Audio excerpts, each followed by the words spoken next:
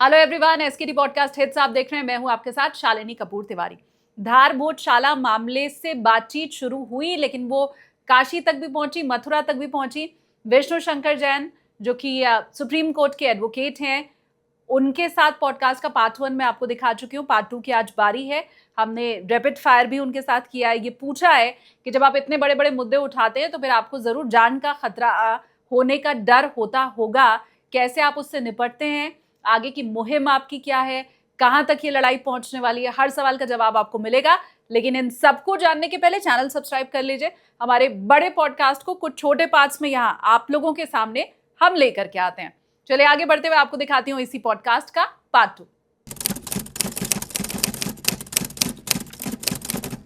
सीताराम गोयल जी की किताब है Hindu temples what happened to them. उसमें तकरीबन 1800 या 2000 के करीब ऐसी इस्लामिक ढांचे का जिक्र किया गया है। इनफैक्ट मैं कहूँगी सूची दी गई है जिसमें वो ये बता रहे हैं कि यहाँ पर कभी हिंदू मंदिर हुआ करता था, बौद्ध मंदिर हुआ करता था, जैन मंदिर हुआ करता था।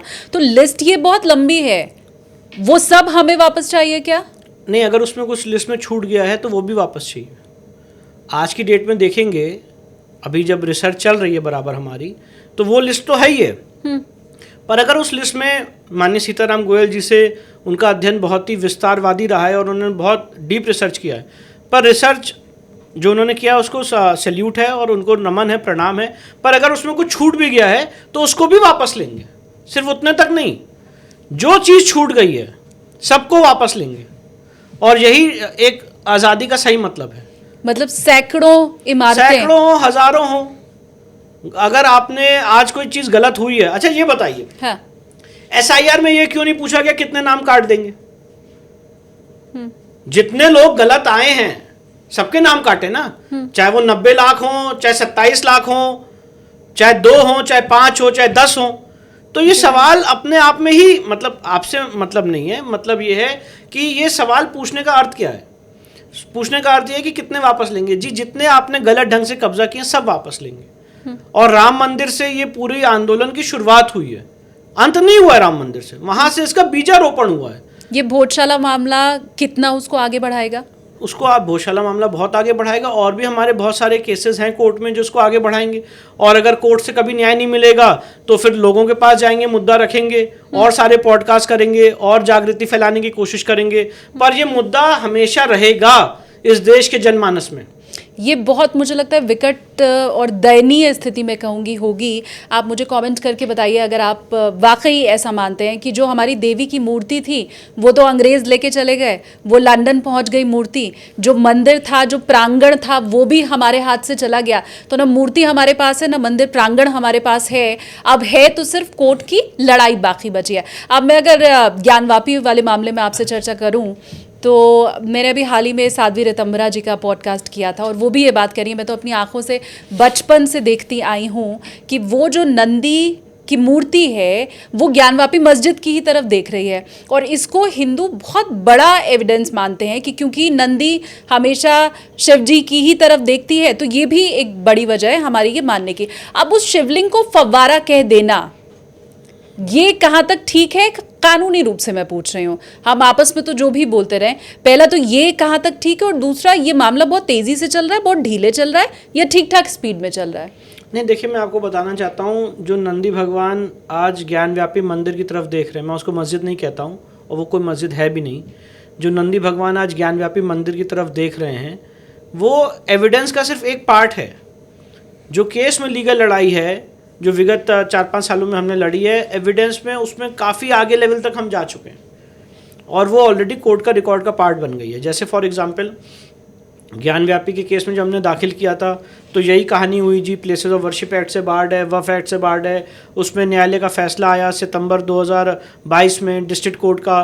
फिर उससे मामला हाई कोर्ट गया, हाई कोर्ट में मई 2023 में फैसला आ गया कि नहीं जी, नहीं बाधित है, केस चलने लायक योग्य है। सुप्रीम कोर्ट आया, सुप्रीम कोर्ट ने रोक नहीं लगाई। 3 चरणों की लड़ाई हुई। फिर ASI सर्वे के लिए एप्लीकेशन लगाई, ASI सर्वे की एप्लीकेशन अलाउ हुई, उसके खिलाफ मामला हाई कोर्ट गया। 4 अगस्त 2023 को इलाहाबाद हाई कोर्ट ने हिस्टोरिकल फैसला दिया कि यहाँ पे जी ASI सर्वे होना चाहिए। सॉरी, 4 अगस्त 2024 को इलाहाबाद हाई कोर्ट ने हिस्टोरिकल फैसला दिया, यहाँ पे ASI सर्वे होना चाहिए। मामला सुप्रीम कोर्ट गया, सुप्रीम कोर्ट ने भी उस पर रोक नहीं लगाई। फिर 3 चरणों की लड़ाई हुई। फिर 90 दिन का ASI सर्वे हुआ। ASI ने इतनी स्पष्ट रिपोर्ट दी है और वो समय की कमी है, नहीं तो नहीं बता सकता मैं, पर बहुत सारे एविडेंसेस दिए हैं एएसआई ने, जिससे एएसआई ने इस कंक्लूजन पे आया है कि ये एक हिंदू मंदिर का प्रांगण है। तीसरी, जो आप कह रही हैं, आपका जो सवाल है कि क्या उस शिवलिंग को फव्वारा कहना लीगल रूप से सही है कि नहीं, मेरे हिसाब से सही नहीं है। उसका कारण ये है कि वो अगर कोई भी आदमी उसकी प्रकृति देखेगा, उसकी संरचना देखेगा, तो वो एक शिवलिंग का ही नज़र आता है, और वो शिवलिंग जो है तथाकथित मस्जिद के फर्स्ट फ्लोर पे है और वो काफ़ी नीचे तक गया हुआ है। अगर आसपास की जो दीवारें हैं, जब आप जाते हैं आज मंदिर के दर्शन करने तो बैरिकेडिंग दिखती है आपको, पर अगर जो आसपास की दीवारें हैं अगर उसको हटाया जाएगा तो वहाँ पे आपको शिवलिंग दिखेगा कि वो कैसे नीचे तक जा रहा है। वो ठीक नंदी भगवान से 83 फीट की दूरी पे है, right in front of Nandi. और इस शिवलिंग की एएसआई जांच की जाए, इसके हमने एप्लीकेशन लगाई डिस्ट्रिक्ट कोर्ट वाराणसी में, उन्होंने खारिज कर दी एप्लीकेशन। हम इलाहाबाद हाईकोर्ट गए, इलाहाबाद हाईकोर्ट ने हमारी एप्लीकेशन अलाउ की और कहा कि एएसआई साइंटिफिक मेथड अडॉप्ट करके यहाँ पे जांच करे। और मैं आपको बताना चाहता हूँ, एएसआई ने ये भी कहा कि ये इन सिटू रॉक है, मतलब नीचे से आता हुआ एक पत्थर दिखता है, शिवलिंग तो नहीं कहा उन्होंने, इन सिटू रॉक का, क्योंकि जब तक सर्वे नहीं कर लेते कैसे कहेंगे। इन सिटू रॉक है, मैं आपको एज इट इज़ जो रिकॉर्ड है कोर्ट का वो बता रहा हूँ। इन सिटू रॉक है जो ज्ञानव्यापी में शिवलिंग मिला है और नीचे से आता हुआ दिखता है और काफ़ी प्राचीन लगता है। इस एएसआई के सर्वे, फिर उसके बाद इलाहाबाद हाईकोर्ट ने वहाँ पे सर्वे के आदेश दिए। इस आदेश के खिलाफ मामला सुप्रीम कोर्ट गया, सुप्रीम कोर्ट ने उस पर रोक लगा दी। तो इस समय ज्ञानव्यापी का जो केस है, आपका सवाल है, उस पर ही जवाब दे रहा हूँ। ज्ञानव्यापी का जो केस है, शिवलिंग की एएसआई जांच का मामला सुप्रीम कोर्ट में रुका हुआ है। प्लस हमने कहा है कि ज्ञानव्यापी केस में इसको राम मंदिर की तर्ज पे इसको इलाहाबाद हाईकोर्ट ट्रांसफ़र किया जाए ओरिजिनल ट्रायल के लिए, तो उस पर मामला रुका हुआ है। तो पूरी कोशिश है कि आगे आने वाले समय में ये सारी चीज़ें निर्णायक दौर पे पहुंचेंगी और उसके बाद वहाँ पे ट्रायल ओपन होगा। ये रुकने की वजह क्या है? रुकने की वजह, जैसे कि मैंने आपको बताया कि इशू नोटिस किया था कोर्ट ने हमारी एप्लीकेशन पे, सुप्रीम कोर्ट ने, कि हाँ इस शिवलिंग की एएसआई जांच हो जाए, और उस पर अभी तक जवाब नहीं आया। और उसके बाद मैंने आपको जैसे कि बताया कि 12 दिसंबर 2024 को सुप्रीम कोर्ट ने प्लेसेस ऑफ वर्शिप एक्ट पे रोक लगा दी, प्लेसेस ऑफ वर्शिप एक्ट को मानते हुए एक वर्ग की एप्लीकेशन पे कि अभी किसी भी केस में कोई इफेक्टिव ऑर्डर पास नहीं होगा। तो मेरे सामने जबकि ये मामला ज्ञानव्यापी में नहीं है, ज्ञानव्यापी का मामला भी इससे अलग है, ज्ञानव्यापी में ऑलरेडी रूलिंग भी आ चुकी है। तो अभी हम देख रहे हैं, अपने लीगल ऑप्शंस स्क्रूटनाइज कर रहे हैं, कोई ट्रायल पे रोक नहीं है, पर देखते हैं आगे कैसे मामला बढ़ता है, कैसे लीगल चीज़ें अनफोल्ड होती हैं। सारे ऑप्शंस हम तलाश रहे हैं कि जो भी काम करें वो लीगली संवत हो, कॉन्स्टिट्यूशनली वैलिड हो। तो उसके लिए जो भी एक ऑप्शंस होते हैं, स्टे वेकेशन एप्लीकेशन मूव करना हो, वहाँ पे जो भी इश्यूज फ्रेम करने की स्टेज हो, वो सारी चीज़ों को आगे बढ़ के काम कर रहे हैं उसमें। आपके हिसाब से काशी में एएसआई सर्वे पूरा हो चुका है? हाँ जी, पूरा हो चुका है। पूरे कुछ परिसर उसमें का बचा है या आपको? नहीं, शिवलिंग का एरिया बचा हुआ है। मैंने जैसा कि अभी आपको बताया, जो वजू टैंक जहाँ पे वजू हो रहा था, जो वहाँ पे शिवलिंग बरामद हुआ 16 मई 2022 को, वहाँ पे एएसआई सर्वे अभी होना बचा हुआ है। उसका आदेश भी हो गया हाई कोर्ट से, सुप्रीम कोर्ट ने उसको 19 जुलाई 2024 को सुप्रीम कोर्ट ने उस पर रोक लगा रखी है। और मथुरा वाले मामले का क्या स्टेटस है? मथुरा वाला मामला काफ़ी तेज़ी से आगे बढ़ रहा है। उसका ओरिजिनल ट्रायल इस समय इलाहाबाद हाई कोर्ट में चल रहा है और हमने एप्लीकेशन लगाई थी सेक्शन 24 सीपीसी में कि इसकी ओरिजिनल ट्रायल हाई कोर्ट के द्वारा की जाए, क्योंकि एक नेशनल इंपॉर्टेंस का मैटर है। और सारा ओरिजिनल ट्रायल हाई कोर्ट ने अपने पास मंगा लिया। उसमें सर्वे के आदेश भी दिए हाई कोर्ट ने, यहाँ पे एडवोकेट कमीशन द्वारा सर्वे किया जाए। उस पर सुप्रीम कोर्ट ने रोक लगा दी, तो वो मामला सुप्रीम कोर्ट में विचाराधीन है। बाकी जो वहाँ पे 7/11 की अग्नि परीक्षा होती है, उस पर भी ऑनरेबल जस्टिस मयंक कुमार जैन साहब बड़ा ऐतिहासिक फैसला दे चुके हैं 150 पन्ने का, और वो मामला भी इस समय सुप्रीम कोर्ट में विचाराधीन है। तो मथुरा से संबंधित कुछ मामले ऐसे हैं जो सुप्रीम कोर्ट में विचाराधीन है, बाकी ओरिजिनल ट्रायल इस समय इलाहाबाद हाई कोर्ट में चल रहा है। साध्वी रितंभरा जी का जैसे मैंने जिक्र किया, वो ये कह रही थी कि 92 में जिन लोगों ने बहुत कहूँ प्राणों की भी आहुति दी, उनमें से बहुत से ऐसे लोग थे जो अपने सामने राम मंदिर बनते हुए नहीं देख पाए। क्या काशी और मथुरा के लिए हम ये एक्सपेक्ट कर सकते हैं कि हमें हमारे जीते जी रहते हुए वहाँ मंदिर बनते हुए हम देख पाएंगे? देखिए, मैं ये मानता हूँ कि ये पूरे समाज की एक अभिलाषा है, आशा है, आकांक्षा है कि हम वहाँ पे जल्द से जल्द जो लीगल डिस्प्यूट्स हैं वो जल्द से जल्द सॉल्व हों, फास्ट ट्रैक बेसिस पे सॉल्व हों। पर उसके लिए जो सुप्रीम कोर्ट ने 12 दिसंबर 2024 को स्टे कर रखा है, मैं ऐसा मानता हूँ कि उस पर एक निर्णायक फैसला आ जाए और केंद्र सरकार से भी मेरी ये अनुरोध है कि प्लेसेस ऑफ वर्शिप एक्ट को या तो रिपील कर दिया जाए, रिपील कर दिया जाए, या तो प्लेसेस ऑफ वर्शिप एक्ट पे अपना एफिडेविट, उनका स्टैंड क्या है वो कोर्ट में फाइल करें कि 2020 से लेके आज तक जब से सुप्रीम कोर्ट ने नोटिस जारी किया है, सेंट्रल गवर्नमेंट ने प्लेसेस ऑफ वर्शिप एक्ट के मामले में अपना जवाब कोर्ट में दाखिल नहीं किया है। प्लेसेस ऑफ वर्शिप एक्ट पे सरकार का क्या स्टैंड है? हाँ। सेंट्रल गवर्नमेंट का सेंट्रल एक्ट है, उस पर अभी तक कोई जवाब नहीं आया है। तो या तो सरकार इस पूरी मतलब भावनाओं को समझते हुए इस एक्ट को ही रिपील कर दे, और अगर नहीं रिपील कर सकते तो उनका क्या स्टैंड है वो कोर्ट के सामने रखें। तो अभी दोनों चीज़ें नहीं हुई हैं, जिसकी वजह से इसमें डिले हो रहा है। आशाएं अभिलाषाएं हम सबकी हैं, हम सबका सपना है कि काशी, मथुरा, अदर जो बहुत सारी जगहें मुक्त हों, और आज़ादी का सही मतलब भी यही है। पर एक गलत इंटरप्रिटेशन देके, एक नैरेटिव वॉर करके इस एक्ट का दुरुपयोग किया जा रहा है, और जो लोगों का सबसे मूलभूत अधिकार है कोर्ट जाने का, वो रोका जा रहा है। आप मुझे ये बताइए कि जब इस संविधान की संरचना हुई थी तो बाबा साहब अम्बेडकर ने कहा था कि जब उनसे पूछा गया कि आप इस संविधान की सबसे मूलभूत चीज़ को क्या मानते हैं, तो उन्होंने कहा right to go to the court. लोगों के कोर्ट जाने का अधिकार वो सबसे महत्वपूर्ण अधिकार है। आज आप एक वर्ग से डिस्प्यूट का रिड्रेसल कैसे होगा? अगर आज मैं कोई बात कह रहा हूँ कि जी ये जगह मंदिर की है, तो मैं उसको कैसे साबित करूँगा? पार्लियामेंट में तो साबित हो नहीं सकता, ना पार्लियामेंट दे सकती, ना एग्जीक्यूटिव दे सकती है। वो तो सिर्फ और सिर्फ जुडिशियल फोरम में हो सकता है, जहाँ पे मैं एविडेंस लीड करूँगा, सदियों की लड़ाई लड़ूंगा, तब जाके वहाँ पे सिद्ध होगा। तो आप उस सिद्ध करने के रास्ते को ही आपने बंद कर दिया कि जी सिद्ध नहीं करना है आपको। ये इंटरप्रिटेशन मेरा नहीं है, ये इंटरप्रिटेशन जो बड़े बड़े एक इंटेलेक्चुअल वर्ग के लोग हैं वो देते हैं। तो मेरा ये कहना है कि अगर ऐसा इंटरप्रिटेशन है प्लेसेस ऑफ वर्शिप एक्ट का, तब तो इस एक्ट को अनकॉन्स्टिट्यूशनल डिक्लेयर करना चाहिए और इसको खत्म करना चाहिए, अगर ऐसा इंटरप्रिटेशन है। जबकि मेरा ऐसा मानना है कि प्लेसेस ऑफ वर्शिप एक्ट धार्मिक चरित्र निर्धारित करने से नहीं रोकता है, और ज्ञानव्यापी के मामले में सुप्रीम कोर्ट ने भी इसका उदाहरण दिया, अज्ञारी और क्रॉस का उदाहरण दिया ऑनरेबल चीफ जस्टिस साहब ने, कि अज्ञारी और क्रॉस में अगर हो तो अगर आप कहीं क्रॉस रख देंगे तो उससे धार्मिक चरित्र नहीं उसका धार्मिक चरित्र नहीं बदलेगा। तो मेरा ऐसा इंटरप्रिटेशन है कि places of worship act religious character ascertain करने से नहीं रोकता है, but be that as it may, fitness of the things में ये सबसे उपयुक्त रहेगा कि प्लेसेस ऑफ वर्शिप एक्ट को केंद्र सरकार पूर्णतः रिपील कर दे, खत्म कर दे। That will be the end of the story. और फिर लोगों को ऐसा नहीं कि तुरंत उनके अधिकार मिल जाएंगे, उसके बाद कोर्ट में जो केसेस चल रहे हैं वो थोड़ा तेजी से चलेंगे, जो लोग हैं कोर्ट जाना चाहते हैं वो जा पाएंगे, ये सारी चीज़ें हो पाएंगी। तो उसमें जो विघ्न आ रहा है प्लेसेस ऑफ वर्शिप एक्ट की वजह से और सुप्रीम कोर्ट के 12 दिसंबर 2024 के ऑर्डर की वजह से, इन दोनों विघ्नों को हटाने की ज़रूरत है, तभी हम लोगों का जो सपना है मथुरा काशी का साकार हो पाएगा। हमने देखा कि धार वाला मामला तो बिना लड़ाई झगड़े के, बहुत बड़ा कोई दंगा नहीं हुआ, कुछ नहीं हुआ, और वो मामला हाई कोर्ट में कम से कम हमें सुलटता हुआ दिखाई दिया।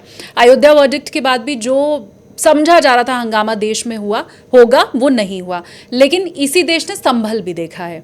अब जिस लिहाज से आप बात कर रहे हैं, आप ये कह रहे हैं कि प्लेसेस ऑफ वर्शिप एक्ट भी हटा देना चाहिए, ख़त्म कर देना चाहिए, फिर उसके बाद आप कह रहे हैं कि मथुरा भी लेंगे, काशी भी लेंगे, और इतना भर तो नहीं लेंगे, जहाँ जहाँ कब्जा है सब लेंगे। तो वो संभल वाली सूरत पूरे देश में अगर हुई तो फिर उसके बाद देश का क्या होगा? तो फिर जो हम लोग ये बातें करते हैं कि our country is a country of rule of law, फिर ये बातें करना बंद कर दीजिए। अगर हम ये मानते हैं कि हम कानून द्वारा संचालित एक राज्य हैं, हम संविधान द्वारा संचालित एक राज्य हैं, तो फिर इसको ख़त्म कर दीजिए इस चीज़ को जी, ये बातें बोलना बंद कर दीजिए। आप ये कह दीजिए कि हम जी मुस्लिम डोमिनेटेड कंट्री हैं। अगर कोई आदमी ये कहेगा कि जी देखिए आप अगर ये करेंगे तो देखिए दंगा हो जाएगा, संभल में तो ये हुआ, हाँ तो ये दंगा हो जाएगा, तो फिर ये संविधान कहाँ रहा, फिर जुडिशरी कहाँ रही? अगर आप इस पर बात करेंगे तो जी देखिए फिर तो सौहार्द बिगड़ जाएगा। अगर आप हरिहर मंदिर की बात करेंगे, अगर आप कहेंगे कि यहाँ पे कल की अवतार होना है तो गलत हो जाएगा जी, आप ऐसी बात कर ही नहीं सकते।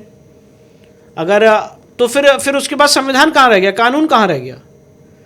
या तो आप ये कहिए that we are a country governed by rule of law, हम बुक से चलेंगे, संविधान से चलेंगे, सिर्फ संविधान की किताबें नहीं दिखाएंगे, will govern by the principles of law. तो उस देश में सबसे इंपॉर्टेंट है लोगों के कोर्ट जाने का अधिकार, राइट टू जुडिशियल रिड्रेस। अपनी बात जुडिशियल फोरम में रखेंगे, बात रखेंगे, सिद्ध होगी, खारिज होगी, वो कोर्ट देखेगी, पर कोर्ट ही नहीं जा सकते, और अगर जाएंगे तो जी दंगा हो जाएगा, सौहार्द बिगड़ जाएगा। तो मैं तो इसको एक धमकी मानता हूँ जी, ये एक बहुत ही प्यारी सी धमकी है जिसको बहुत ही अच्छे से एक लाग लपेट के कहा जा रहा है, डायरेक्ट नहीं कहा जा रहा है। संभल की तस्वीर आपने देखी थी ना, आप अंदर ही थे उस समय, और बाहर जब जिस समय पत्थरबाजी हो रही थी उस समय कोई खौफ, कोई डर कुछ था मन में? नहीं, डर और खौफ किस बात का। अगर आज ये जो मैंने और मेरे पिताजी ने और भी बहुत सारे लोग इसमें जुड़े हुए हैं, हम सारे लोगों ने जो सपना देखा है, कोई अपने पर्सनल व्यक्तिगत चीज़ के लिए तो देखा नहीं है। आज ज्ञानव्यापी, आज ऐसा तो नहीं है कि जी हमें भोजशाला में जी पूजा का अधिकार मिल गया तो विष्णु शंकर जैन, हरिशंकर जैन जी पहुंच गए वहाँ पे कि भैया इसका जो है ट्रस्टी हमें बना दीजिए, इसका जो चंदा है जी हम लेंगे। राम मंदिर में जी हमने वहाँ पे वो राम मंदिर जीत गया तो ये ट्रस्ट में हमें बनाइए, या कहीं चले गए जी टिकट लेने पहुँच गए या कुछ मांग लिया या कुछ कर लिया। तो दिक्कत तब होती ना जब हमारे अंदर कोई अपने लिए कुछ कर रहे होते। आप शायद पैसे भी नहीं लेते? नहीं, मैं इस चीज़ के लिए आप जितने भी केसेस लड़ रहे हैं, ये जितना भी भोजशाला वाला मामला आप देख लीजिए, काशी विश्वनाथ का आप देख लीजिए, आप अयोध्या का देख लीजिए, आपने और आपके पिताजी ने 1 रुपया नहीं लिया उसके लिए? नहीं, मैंने इसके लिए कोई रुपए नहीं लिए हैं। और आगे आने वाले समय में जितने, अब क्योंकि चीज़ें बढ़ती चली जा रही हैं, अगर समाज से सहयोग की ज़रूरत पड़ेगी तो फिर उसके बारे में सोचेंगे, पर अभी तक हमने इस मामले में किसी से कोई सहयोग नहीं लिया है। बी दैट एज इट में, वो विषय नहीं है। विषय ये है कि आज जो ये सारे काम हो रहे हैं इसमें हमारा कोई व्यक्तिगत तो है नहीं। तो अगर आज आपने जो सवाल पूछा संभल में आपको, तो मेरा वहाँ पे कुछ व्यक्तिगत था ही नहीं। तो जो डर होता है, भय होता है, या जो भय किस चीज़ का होता है, मृत्यु का होता है कि भाई ये हमें मार देंगे जी, तो हमें उस चीज़ का भय ही नहीं है। मृत्यु का भय नहीं है? मृत्यु का भय नहीं है, क्योंकि अगर आज मुझे पता है कि ये जो अलग जगाई है हमने, सही समय पे जगाई है, सही समय पे जो मेरे पिताजी ने विगत पिछले 40-45 साल से वो इस चीज़ की लड़ाई लड़ रहे हैं, उस चीज़ को मैं और भी मेरे साथ जो मेरे बच्चे हैं वो उसको आगे लेके जा रहे हैं। अगर आज इसमें कोई किसी की शहादत होगी तो कोई ना कोई समाज में फिर उसको आगे लेके जाएगा, पर कभी तो बात चलेगी आगे। तो ये हमारे इंटेंशन है। लेकिन शहादत हो सकती है? बिल्कुल हो सकती है, क्यों नहीं हो सकती? ये अंदेशा है? बिल्कुल हो सकती शहादत, उसमें कोई दिक्कत नहीं है। कॉल और इस बहुत थ्रेटनिंग कॉल्स आते हैं। हाँ। सबको हम लोग सुनते हैं, उनसे प्यार से बातें करते हैं। अच्छा। उनको जवाब देते हैं अच्छे। हाँ। तो वो सब चीज़ें चलती रहती हैं। पर मेरा ये कहना है कि यहाँ पे पर्सनल कुछ नहीं, मैं अपनी कौम के लिए, अपनी कौम की अस्मिता के लिए, अपने जो अभीष्ट हैं, हम सारे सनातन समाज के जो अभीष्ट हैं उसके लिए हम लड़ाई लड़ रहे हैं। इसमें हमारा पर्सनल कुछ नहीं है, कुछ भी पर्सनल नहीं है। इसमें ऐसा नहीं है कि जी हमें इसमें कुछ करना है। ये एक निष्काम कर्म योग के माध्यम से हम अपनी साधना कर रहे हैं। तो इसमें डर तब लगता या कुछ ऐसा होता कि जब हमारा कुछ इसमें कोई नटोरियस गेम होता। डर आदमी को कैसे तब लगता है जब आपका कॉन्शियस क्लियर नहीं हो। सबसे बड़ी बात यह है कि इन सारे काम करने में हमारी कॉन्शियस बहुत क्लियर है। कॉन्शियस इसलिए क्लियर है क्योंकि हमें यह पता है जो हम ये काम कर रहे हैं ये सच्चा काम है, ये जो काम है पवित्र काम है। हमारी कम्युनिटी के साथ, हमारी जो माताएं बहनें हैं, हमारी पूरी संस्कृति सभ्यता के साथ अत्याचार किया गया है और इस आवाज को उठाना है। उसके लिए हम माध्यम बन रहे हैं। तो ठीक है, जब तक ईश्वर ने शक्ति दी है, जब तक ईश्वर ने प्राण दिए हैं, हम अपनी आवाज रेस करेंगे। नहीं दिए खत्म हो जाएंगे। तो संभल में 25,000 लोग, 50,000 लोग आए, चिल्लाएं, गोली मारे। जब तक महादेव को बचाना तो उन्होंने बचाया, और जिस दिन नहीं बचना होगा तो जी कोकोनट भी गिरता है, आदमी मर जाता है। ये तो ईश्वर की मर्जी। ठीक बात। लड़ाई एक और आपको लंबी लड़नी है। मैं जब पढ़ रही थी तो मैंने देखा कि ब्रिटिश शासन काल के दौरान जो कैंटोनमेंट एक्ट था उसके तहत बहुत से चर्च को और कुछ मिशनरी स्कूल थे जिन्हें सैकड़ों एकड़ ज़मीन दी गई है। और एग्जैक्ट मेरे पास आंकड़ा मैं नहीं जानती है कितना सही है कितना गलत है। 7 करोड़ हेक्टेयर ज़मीन है जो 1920 को दी गई थी, लीज के ऊपर दी गई थी। शायद 99 साल की लीज ये थी। तो वो समय भी अब तो ख़त्म हो गया है जी। तो ये भी क्या ज़मीन वापस ली जा सकती है, पहला सवाल। और दूसरा, क्या ली जानी चाहिए, ये दूसरा सवाल। नहीं, देखिए मैं इसके लिए रिसर्च कर रहा हूँ। ये आपने बहुत अहम मुद्दा उठाया है। और जो डिफेंस स्टेट है उसमें हमने बहुत सारी RTIs लगाई हैं, मेरे पास उसके प्रूफ्स हैं, जिसमें हमने कहा है कि आप हमें प्रमाण दीजिए कि लीज़ कहाँ है। क्योंकि जब हमें लीज़ के डॉक्यूमेंट्स मिल जाएंगे तब हमें ये, क्योंकि हमारी रिसर्च चल रही है इसमें। मैं बिना रिसर्च के कोई बात नहीं कहता हूँ। ठीक है। अगर रिसर्च कर लेता हूँ उसके बाद फुल प्रूफ तरीके से आपकी बात करता हूँ। पर आपका जो प्रश्न है वो प्रश्न हमारी रिसर्च का अंग है और उस पर मेरी लीगल टीम काम कर रही है। अभी तक हमें उतने ऑथेंटिक डॉक्यूमेंट्री प्रूफ्स नहीं मिले हैं आपके चैनल के माध्यम से अगर कोई वो प्रूफ हमें देता है तो उस पर हम अपनी रिसर्च और आगे बढ़ाएंगे, पर definitely this is a concerning issue.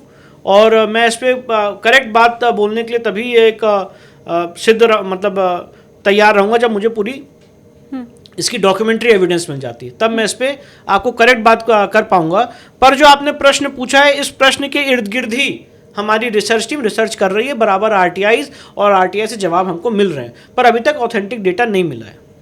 ये सवाल मैंने आपसे इसलिए पूछा क्योंकि मस्जिद जो बनाई गई थी वो तो मंदिर तोड़ के बनाई गई थी। अब ये जो चर्च बनाए गए हैं, जितना मैं समझ पा रही हूँ, मेरी इसमें कोई रिसर्च नहीं है, पर मैं जितना समझ पा रही हूँ वो भूमि दी गई थी उस पर चर्च बनाने के लिए, तो मतलब किसी तरह से मंदिर तोड़ के नहीं बनाया गया है। जी जी। संभवतः मेरी ये बात आगे गलत भी हो सकती है, अभी आप अध्ययन इसके ऊपर कर रहे हैं। तो ऐसी स्थिति में जब वो लीज के ऊपर दी गई है, किसी को तोड़ के नहीं बनाई गई है, तो क्या उसको हम थोड़ा अलग रख सकते हैं या नर्म रवैया उसके ऊपर रखा जा सकता है? मैं वही कह रहा हूँ, इस चीज़ को मैं एनालाइज कर रहा हूँ। जब तक मेरे पास पूरे डॉक्यूमेंट्री एविडेंसेस नहीं आ जाएंगे तब तक इस पर मैं कोई एक ऑथेंटिक बात करने के लिए मेरे हिसाब से सही नहीं होगा। जब मेरे पास मेरी रिसर्च कंप्लीट हो जाएगी तो डेफिनेटली मैं इस पे आपके सामने बात रखूंगा। ये एक बहुत बड़ा विषय है, बहुत बड़ी इकोनॉमिकल विषय है। जब हम 5 ट्रिलियन इकोनॉमी का सपना देख रहे हैं तो बहुत एक प्राइम लैंड दी गई है, इसमें चली गई है, कितनी गई है कितनी नहीं गई है, क्या उसका लीगल स्टेटस है, जब तक वो डॉक्यूमेंट्स नहीं मिल जाते हैं अभी उस पर कोई टिप्पणी करना, कमेंट करना ठीक नहीं होगा। अगला सवाल जो मैं पूछ रही हूँ उस पर भी अगर आप चाहें टिप्पणी ना करना तो आप मुझे बताइएगा। बहुत से लोग इस देश में ये कहते हैं कि राम मंदिर बनने का क्रेडिट मोदी जी लेना चाह रहे हैं या हमेशा लेते हैं, आपकी क्या राय है इस पर? नहीं, देखिए, राम मंदिर का क्रेडिट उन सारे लोगों को मिलना चाहिए जिन्होंने इसमें सपना देखा कि भगवान राम का वहाँ पे मंदिर बने। कितने लोग ऐसे हैं, आप ये सोचिए, जब हमारे प्रधानमंत्री ने वहाँ पे 22 जनवरी 2024 को प्राण प्रतिष्ठा की, उस दिन से और 1528 में बाबर ने वहाँ पे आक्रांता की, 20 पीढ़ियाँ गुजर गई। कितने लोगों ने सपना देखा, बलिदान हो गए, शहीद हो गए, कितने लोगों ने कार सेवा की, लाठियाँ खाई, जेल गए, सबने सपना देखा कि भाई राम मंदिर यहाँ पे बने, हमारा जल्दी से जल्दी हो, हमारे प्रभु श्री राम जो हैं वो टेंट में हैं, उनका भव्य मंदिर बने। मैंने, मेरे परिवार ने, मेरे पिता, हम सारे लोगों ने देखा सपना, जो भी सनातन विचारधारा के हैं। अब ये बहुत एक खुशनसीबी है हमारी कि जब 30 सितंबर 2010 को इलाहाबाद हाईकोर्ट का स्प्लिट वर्डिक्ट आया, मामला सुप्रीम कोर्ट गया, फिर सुप्रीम कोर्ट में 9 साल मामला चलता रहा। उसके बाद सुप्रीम कोर्ट में ये मामला एक्सपेडाइट हुआ, यूपी सरकार ने इसमें इतने सारे ट्रांसलेशंस दिए, और जो पैरवी की विश्व हिंदू परिषद और जितने अलग अलग इम्पोर्टेंट संगठन हैं, उनके जो बहुत सीनियर लोग हैं, वरिष्ठ लोग हैं, उन्होंने पैरवी की। तो हर आदमी का इसमें क्रेडिट है। अगर आज इस देश में कोई अच्छा काम होता है, कोई अपनी संस्कृति को, अपनी आस्था अस्मिता के स्थलों को बचाने का अच्छा काम होता है, तो उसका क्रेडिट सिर्फ सारे लोगों को जाता है, सारे लोगों को जाता है। तो उसको एक लोग गलत ढंग से कहते हैं, एक गलत चीज़ दिखा के कहते हैं, पर ऐसा नहीं है। मेरे हिसाब से सबको क्रेडिट मिलना चाहिए, और जब जो देश के प्रधानमंत्री हैं उनको अगर क्रेडिट मिल रहा है तो उसमें गलत क्या है। और उन्होंने जब 22 जनवरी को, जब 2024 को अपनी बात रखी थी श्री राम जन्मभूमि प्राण प्रतिष्ठा के दिन, तो उन्होंने कहा था कि न्यायालय ने भी न्याय की लाज रख ली। ये बात रखी थी। तो बहुत सारे उसमें मीडिएशन के दौर चले, बहुत सारे द्वंद्व फंद हुए, कितने लोगों ने चाहा कि फैसला ना आए, समझौता हो जाए, समझौते में बहुत सारी बातें हुई। तो हर आदमी का कहीं ना कहीं हर चीज़ में योगदान रहता है, तो उसमें कोई ऐसी बात नहीं है। आप वकील हैं, इसलिए मुझे लगता है बेहतर आप इस बात को समझा पाएंगे कि लव जिहाद और लैंड जिहाद, इसके जैसी कोई चीज़ है देश में? नहीं, बिल्कुल है जी। जैसे आज वफ़ के माध्यम से मैंने बताया आपको, पहले भी मैंने बात रखी कि हज़ारों एकड़ ज़मीन पे गलत ढंग से कब्जा है। मैं खुद वकील हूँ, इसलिए मैं बता रहा हूँ, बहुत सारे मेरे पास केसेस आते हैं जहाँ पे वफ़ के रूप में भूमि दर्ज हो गई है, अब उसको मुक्त कराने के लिए आप लंबी लीगल लड़ाई लड़िए। अभी वफ़ अमेंडमेंट एक्ट आया है, पर मेरे हिसाब से वो संपूर्ण नहीं है, क्योंकि बहुत सारी ज़मीन आज भी है सरकारी ज़मीन, उस पर सुप्रीम कोर्ट ने भी स्टे लगा दिया। जो सेक्शन 3C था, जो सरकारी ज़मीन को वापस लाने का प्रावधान था, एकमात्र ऐसा प्रावधान था जो रेट्रोस्पेक्टिव था, उसको भी सुप्रीम कोर्ट ने स्टे कर दिया वफ़ अमेंडमेंट एक्ट के। तो आज बहुत सारी सरकारी ज़मीन जो है वो वापस नहीं आ पा रही, जो वफ़ के रूप में गलत दर्ज हो गई। तो ये लैंड जिहाद नहीं है तो क्या है? आज अगर हमारी जो माताएं बहनें हैं उनके टुकड़े हो रहे हैं, उनको फ्रिजों में रखा जा रहा है, उनसे झूठ बोल के शादी की जा रही है, उनको झूठे नाम बता के तिलक पहन के, तिलक लगा के, कलावा पहन के अगर उनसे आप शादी कर रहे हो, जो पूरी केरला स्टोरी पार्ट 1 पार्ट 2 बन गया। अगर ये जिहाद नहीं है, लव जिहाद, तो क्या है ये?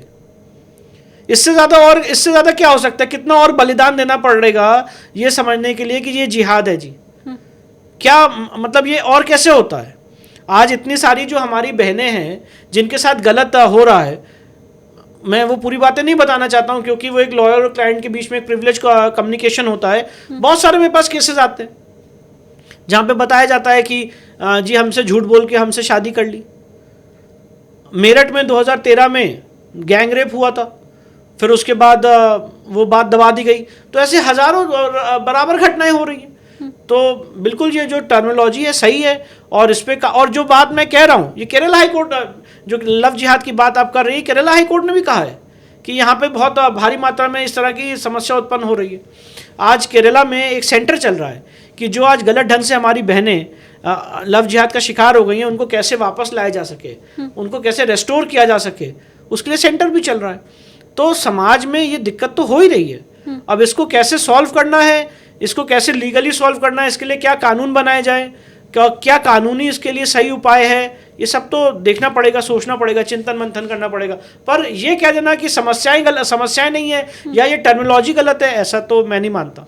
जिहाद शब्द से कुछ लोगों को दिक्कत है, वो ये कहते हैं कि ठीक है धर्म परिवर्तन कराया जा रहा होगा या धर्म परिवर्तन सुनियोजित षड्यंत्र के तहत कराया जा रहा है। आज आप अगर ये देखिए, फॉर एग्जाम्पल, थोड़ा सा विषय से हटके, उत्तर प्रदेश में अभी एक रैकेट का भंडाफोड़ हुआ था, मूक बधिर बच्चों का कन्वर्जन। तो ये क्या है जी? अभी आज यहाँ पे आपके बलरामपुर में, मैं रोक के आपको बता रही हूँ सर, क्योंकि वो स्टोरी मैंने बहुत इंटेंस जा करके कवर की थी, मेरी रूह कांप गई थी। मैं मतलब मुझे समझ नहीं आ रहा था कि उनके माता पिता जो थे उनके सामने बच्चे को कन्वर्ट किया जा रहा है, लेकिन क्योंकि वो सारा साइन लैंग्वेज में चल रहा है तो माता पिता समझ नहीं पा रहे। मैं अंदर तक हिल गई थी वो स्टोरी सुन के। और ऐसे अभी हमारे छिंगूर बाबा हैं, छिंगूर बाबा यहाँ पे जो कन्वर्जन कर रहे थे। तो मैं आपके सवाल का जवाब दे रहा हूँ, ये अगर आप एक कॉन्स्पिरेसी के तहत एक कम्युनिटी को टारगेट कर रहे हैं, और अगर आपका ये एक पूरा ये लव नहीं है, ये जिहाद इसलिए है क्योंकि आपकी मंशा है कि कैसे भी करके साम दाम दंड भेद जो भी रास्ता अपनाना पड़े, झूठ बोलना पड़े, सच बोलना पड़े, बीफ खिलाओ, जो करना है करो, जो हमारी बहनें हैं उनसे आप कैसे भी करके उस सीमा तक पहुंच जाओ, एक सीमा को लांग दो जहां से उसके बाद वो निशब्द हो जाए, और फिर उसके बाद उनको कन्वर्ट करो। अगर ये पूरी एक सोची समझी साजिश चल रही है तो इसको अगर जिहाद नहीं कहेंगे तो क्या कहेंगे? अगर आज पूरी सोची समझी रणनीति के तहत कन्वर्जन कराया जा रहा है तो इसको अगर नहीं कहेंगे जिहाद तो किसको कहेंगे? और अगर इस टर्म से प्रॉब्लम है तो कोई और टर्म बता दीजिए जी, वो टर्म यूज कर लेते हैं। पर पॉइंट ये है, प्रॉब्लम तो है, इसको कैसे सॉल्व किया जाए? मैं उत्तर प्रदेश हाईकोर्ट से आता हूँ, इलाहाबाद और लखनऊ बेंच से। मेरा पिताजी और हमने वहाँ से अपनी वकालत आए दिन, और सिर्फ मेरे से नहीं, वहाँ के वकीलों से, किसी और से भी इंटरव्यू करी। आए दिन जब मैं बाबूजी के साथ था और वो कोर्ट में जाते थे तो मैं देखता था कि एक हिंदू लड़की है, एक मुस्लिम लड़का है, कोर्ट में दोनों के माँ बाप आ गए और वहाँ पे झगड़ा हो रहा है, बड़ी मुश्किल से छुड़ा के उनको निकाला जा रहा है। कितनों को बचा पाए, कितनों को नहीं बचा पाए। तो ये होता है। और जब मैं उन बहनों से बात करता हूँ जो उस पता नहीं क्या होता है, किस तरह का एक चीज़ फीड कर दी जाती है और उनको उस चीज़ से रिकवर करने में बड़ा समय लगता है।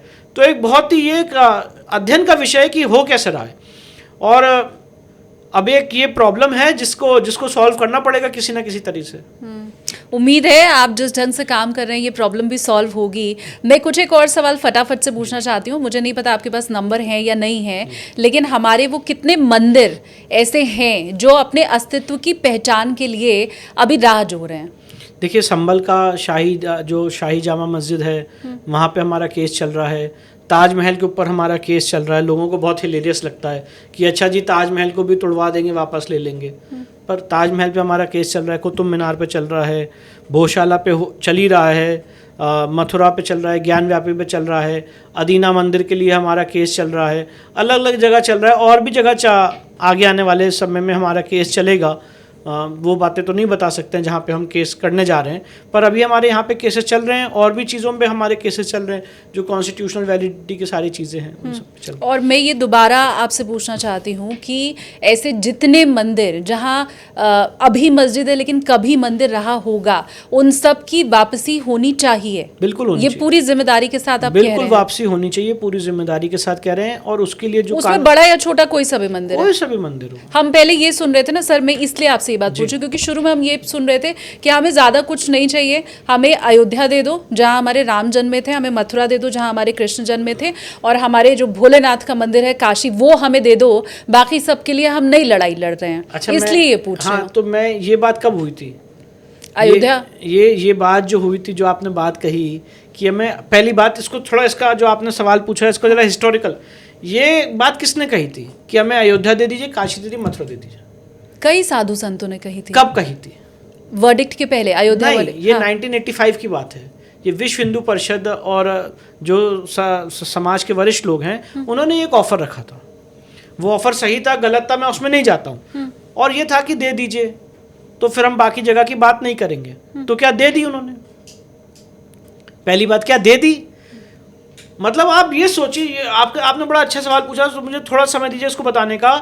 आप ये सोचिए कि उन्होंने क्या कहा, जो प्लेस ऑफ वर्शिप एक्ट का सेक्शन 5 क्या कहता है कि राम मंदिर इससे एक्सेप्शन है, तो दे नहीं दी उन्होंने। ये कर, और यही बात अभी कल प्रेस कॉन्फ्रेंस हो रही थी तो यही चल रहा था कि हमने राम मंदिर दे दिया। नहीं, आपको ये परमिशन दे दी उन्होंने कि चलिए राम मंदिर के लिए 30 साल न्यायालय में लड़ाई लड़ लीजिए। क्या राम मंदिर में उन्होंने बाबरी मस्जिद एक्शन कमेटी ने अपना पक्ष नहीं रखा? क्या tooth and nail threadbare Ram Mandir पे बहस नहीं की, डिबेट नहीं की? दे दिया, कहां दिया? उस पर तो पूरी आपने एग्जेम्पशन करके भी 30 साल तक लीगल लड़ाई करी ना आपने।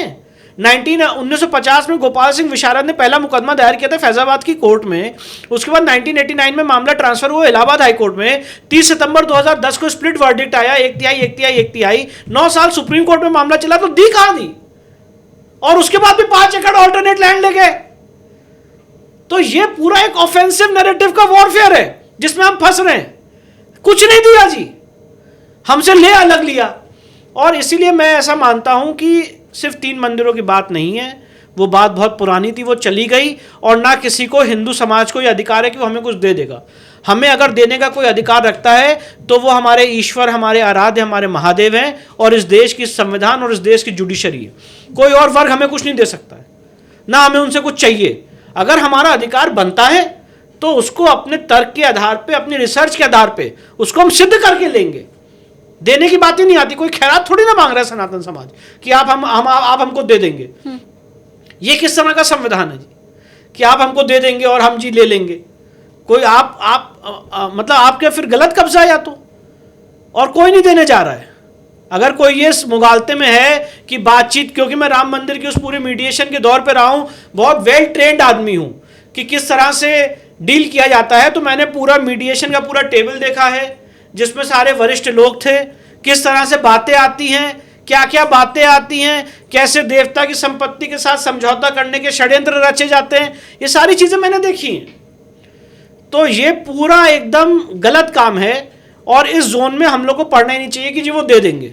और ये आप, मतलब आपके माध्यम से सारे दर्शकों को कहना चाहता हूं, इसको भूल जाइए कि कोई आपको कुछ दे देगा। कभी इस देश में या वर्ल्ड हिस्ट्री में कोई कभी किसी को कुछ नहीं देता है। जो कौम ताकत रखती है वो अपने हकों के लिए लड़ाई लड़ती है, वो मांगती नहीं है। आज जेरूसलम के लिए लड़ रहे हैं ना लोग, अपने अपने अपने आस्था अस्मिता के लिए। और जिन्होंने हमें बहुत बड़ा बड़ा सेक्युलरिज्म का ज्ञान दिया, आज जेरूसलम की भूमि के लिए लड़ रहे हैं, लड़ाई लड़ रहे हैं। और 2000 साल से आज तक उस डिस्प्यूट को नहीं सॉल्व कर पाए। ये सिर्फ और सिर्फ इंडियन जुडिशरी की ताकत थी कि उन्होंने राम मंदिर के डिस्प्यूट को सॉल्व कर दिया। ये सिर्फ और सिर्फ इंडियन जुडिशरी की ताकत थी कि आज भोजशाला का डिस्प्यूट सॉल्व हो गया, जो 1000 साल पुराना था। शानदार।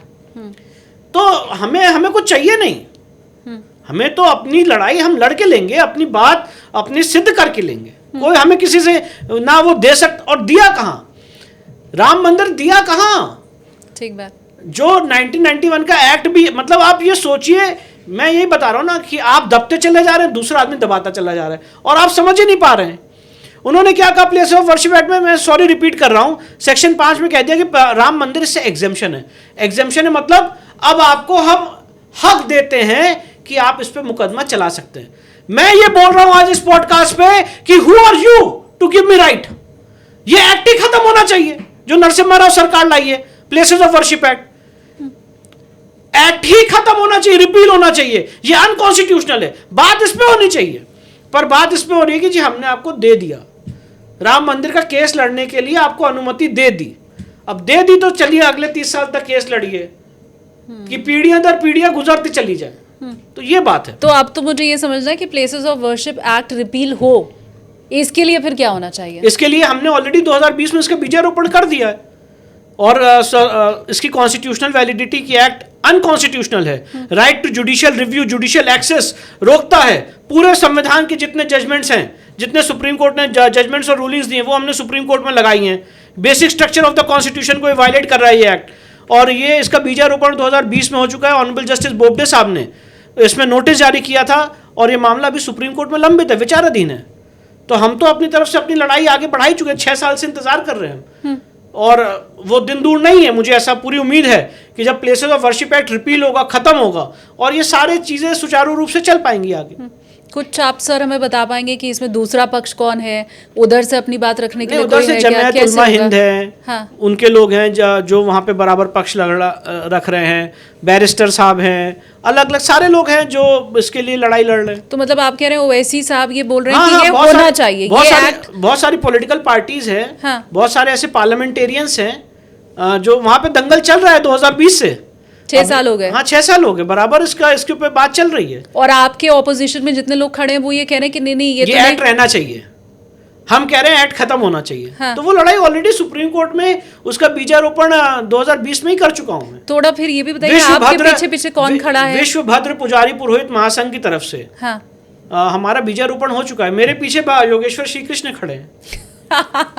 शानदार। खुद को अर्जुन और कृष्ण नहीं, खड़े मैं हैं। अर्जुन तो नहीं हूँ, हाँ। पर मेरे पीछे मेरे ईश्वर, मेरे आराध्य खड़े हैं। कोई पॉलिटिकल पार्टी आपके साथ है? अगर पॉलिटिकल पार्टी साथ होती तो रिपील नहीं हो जाता अभी तक। पर उधर तो है पॉलिटिकल पार्टी। पर अगर हमारे साथ कोई पॉलिटिकल पार्टी होती हाँ। तो अभी तक एक्ट रिपील नहीं हो जाता।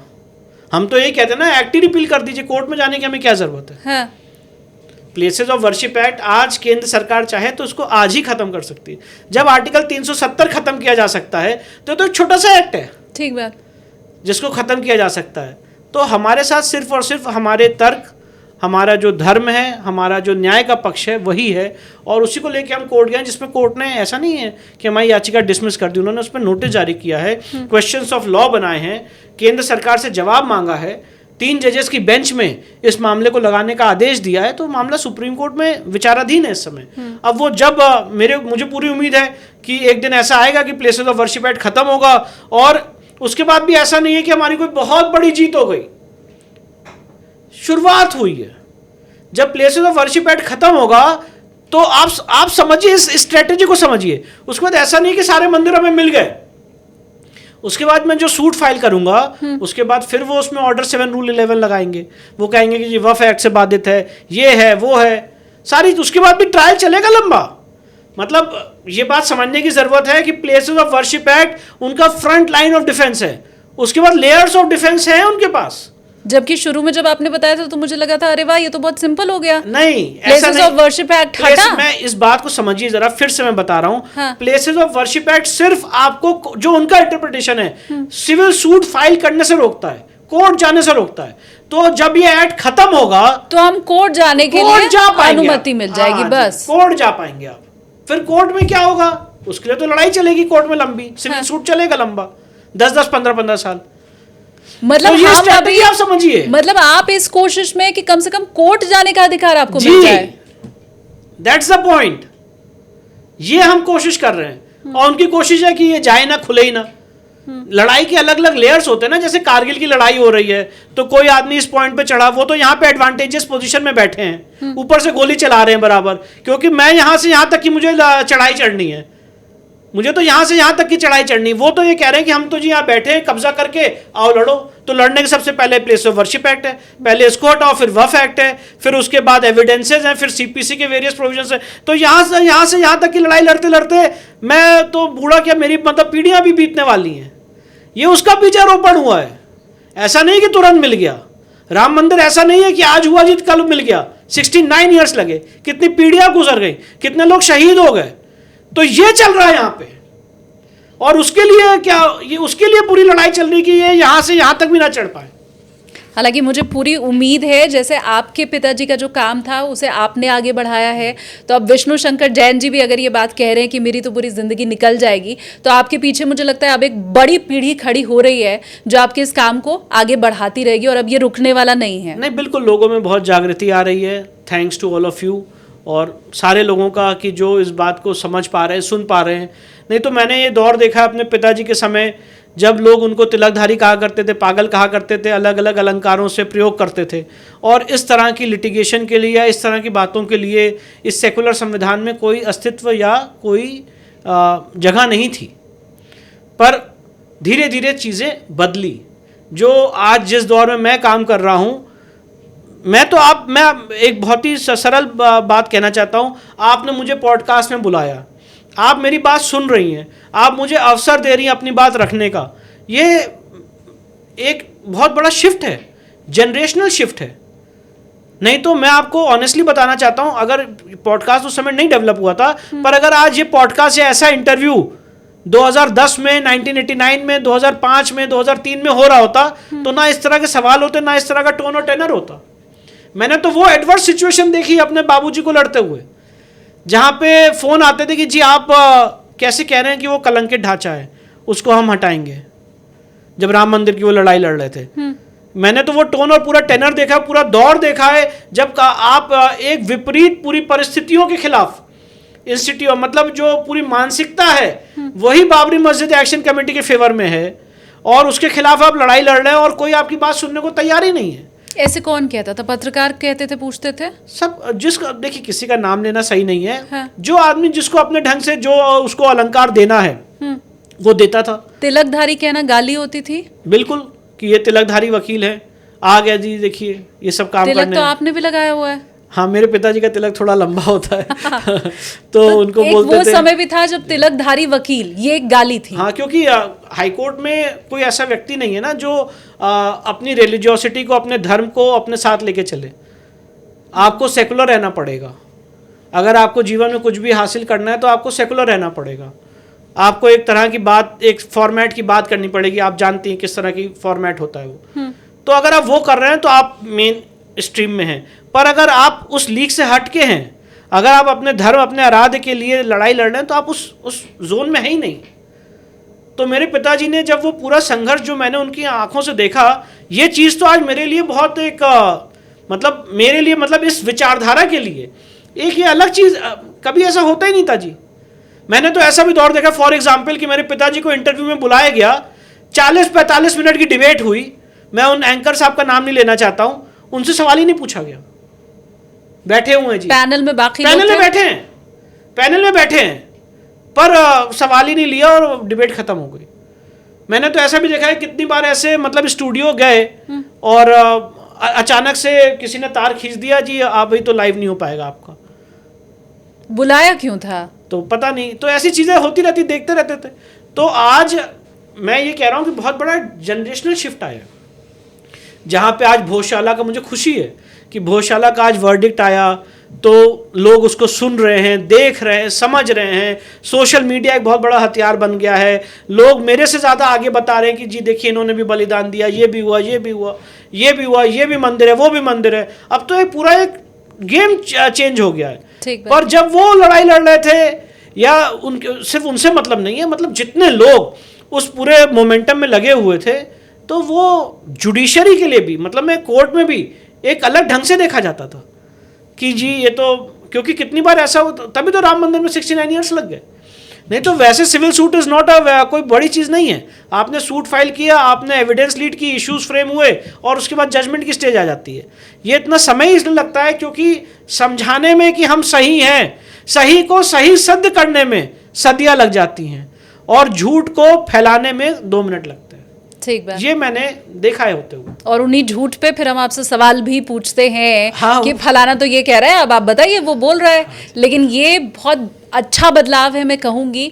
और मैं अपने व्यूवर्स को बताऊँ, क्योंकि आपने कहा ये बहुत बड़ा शिफ्ट आपने देखा है, आप भी इस चीज़ को मानेंगे कि आज के समय में बहुत लोगों के आप रोल मॉडल हैं, आपको लोग हीरो मानते हैं। सर जब ऊपर आ रहे थे, हमारा 24th फ्लोर पे दफ्तर है, तो यहाँ आते हुए उनको लिफ्ट में जिन लोगों ने पहचाना वो भी ऊपर तक सर के साथ आए। तो ये सारी बातें बताने के लिए मुझे लगता है काफ़ी है कि आप एक न सिर्फ नोन फेस हैं, रिस्पेक्टेबल नोन फेस हैं, और लोग बड़ी इज्जत से, आदर से और हीरो के तौर पे आपको देखते हैं। और ये पावर और बढ़ना चाहिए, ये शक्ति, ये ताकत और बढ़नी चाहिए। लेकिन रैपिड फायर के 9 सवाल लेके मैं बैठी हूँ, तो वो मैं पूछूंगी। आपकी मर्जी, आप हाँ ना में इसमें जवाब दीजिए। प्लेसेस ऑफ वर्शिप एक्ट को, ये पहले से लिखा हुआ है सर, मैं नहीं जानती, अब आप तो जवाब दे चुके हैं, पर मैं फिर भी पूछूंगी। प्लेसेस ऑफ वर्शिप एक्ट को पूरी तरह से रिपील कर देना चाहिए? बिल्कुल कर देना चाहिए। क्या आपको लगता है मुस्लिम पक्ष सिर्फ केस को लंबा खींचने के लिए सुप्रीम कोर्ट जाता है? जी बिल्कुल। क्या वजू खाने में, काशी विश्वनाथ मंदिर में वजू खाने में मिले ढांचे को फव्वारा कहना, ये कोर्ट की अवमानना में आता है क्या? नहीं, कोर्ट की अवमानना में नहीं आता है, क्योंकि कोर्ट ने अभी उसको शिवलिंग या फवारा नहीं कहा है। पर मैं ये कहना चाहता हूँ इसके जवाब में कि वो शिवलिंग है, शिवलिंग है, शिवलिंग है। क्या ऐतिहासिक ग्रंथों को एएसआई के सर्वे जितना ही बड़ा महत्व दिया जाना चाहिए, वो वक्त आ गया है? बिल्कुल दिया जाना चाहिए, और दिया गया भी है, बस जानकारी की अभाव है। इंडियन एविडेंस एक्ट के सेक्शन 58 में उसको वही महत्व दिया गया है। क्या जब आप बड़े मामले लड़ते हैं तो उस वक्त आपको आपके परिवार की जान का खतरा रहता है? बिल्कुल नहीं रहता है। अब ये मेरे पहले से लिखा हुआ था, जवाब आप हालांकि पॉडकास्ट में मुझे दे चुके हैं। लैंड जिहाद, क्या हमारी जो आंतरिक सुरक्षा है भारत की, उस पर एक बड़ा खतरा है? बिल्कुल, बहुत। It's a national security issue. क्या आपको लगता है कि धार्मिक, ये जो जितने भी मसले हैं देश के अंदर, उनका विपक्ष वोट बैंक के लिए इस्तेमाल करता है? बिल्कुल, बिल्कुल करता है। ठीक है। क्या आउट ऑफ कोर्ट इस तरह के जितने भी मामले हैं, जो एक तरफ से कहा जाता है कि हिंदू मुस्लिम वाला, मंदिर मस्जिद वाला, उसको कोर्ट के बाहर ही सुलझा लो सद्भाव से, इसका आउट ऑफ कोर्ट सेटलमेंट नहीं हो सकता? नहीं हो सकता। क्या अपने जीवन काल में मथुरा, काशी और लंबी फहरिस्त जो आपके पास है, वो पूरी होते हुए आप देख पाएंगे? दृढ़ विश्वास है आपको? मुझे पूरा विश्वास है कि बहुत जल्दी बहुत बड़ा चेंज आएगा, और जो हमारी आस्था अस्मिता के केंद्र हैं उसको मुक्त कराने में हम लोग सक्सेसफुल होंगे। और आपकी सक्सेस के लिए ढेर सारी पहले से मैं आपको शुभकामनाएं देती हूँ। मोर पावर टू यू कहा जाता है, तो वो आपको और आपके पिताजी, क्योंकि उनसे हमारा मिलना नहीं हो पाया, लेकिन आप दोनों को ही बहुत सारी शुभकामनाएं। और न सिर्फ मेरी तरफ से, मैं जानती हूँ कमेंट सेक्शन में अभी लोग भी आपको बहुत सारी शुभकामनाएं देंगे। Thank you so much sir, आपने इतना टाइम दिया। धन्यवाद।